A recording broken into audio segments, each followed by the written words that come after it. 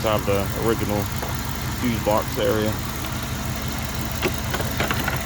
Currently got it set up to on a 10 degree temperature differential, so it'll kick on when it hits 198 and kick off when it hits 188 on the temperature sensor that's probed in the radiator. So it should be kick on just any second now.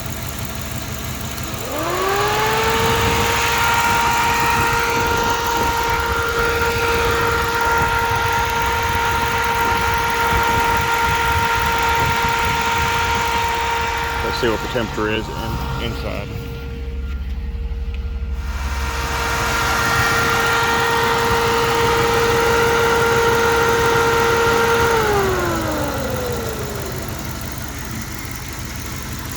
Seems to be working perfect.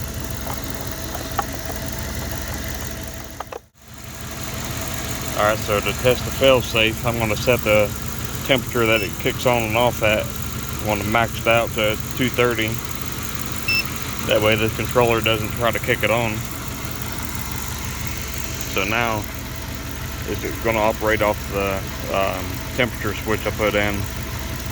The temperature switch is my fail-safe. It will kick on at around 210 and kick off at 195, regardless if this has power or not. If this was to completely fail, that would still kick it on. So let's give it a little bit to heat up. Alright, so we just reached 210 on the temperature gauge in here. So that should be flowing into the radiator, and it should kick on the backup switch at just any minute now. This one's reading 216. So that one should be getting really close to being 210. It's not going to be as accurate as the digital ones, but it definitely works good as a fail-safe. When it kicks on, I'll see what temperature it reads out on the actual gauge in the Jeep.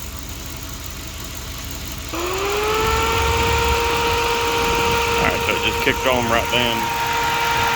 219 on that one. Should be around 212 or so. Yeah, 216. So.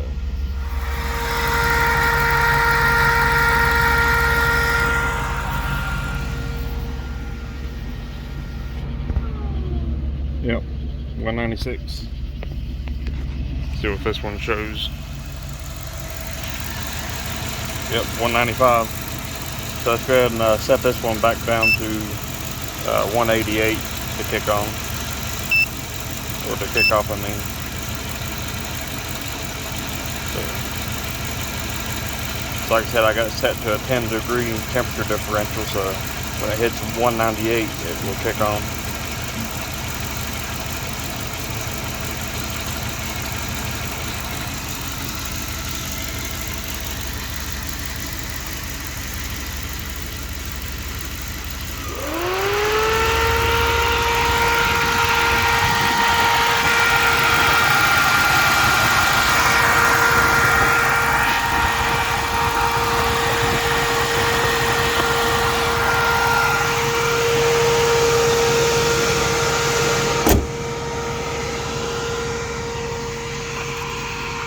I have it set up to where when you turn the air conditioner on, it kicks on.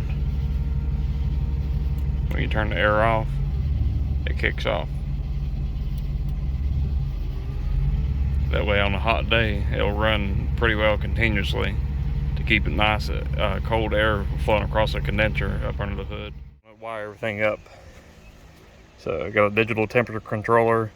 It's going to have key on ignition power and a ground. Your AC clutch input is going to go through a diode, that way it won't backfeed through it to your output of the temperature controller. All that's going to run all the way up to your 80 amp relay, which is going to be mounted on the actual fan shroud itself. This is your temperature probe that's going to go in the radiator. This is your fail-safe switch. As you see, it gets its main power straight from the relay's main power. And once it gets up to 210, it will automatically trigger that relay to come on, regardless of what any of this is doing. So that's a 210 fail-safe. I don't have everything drawn out here exactly how it's going to be, but that's pretty close.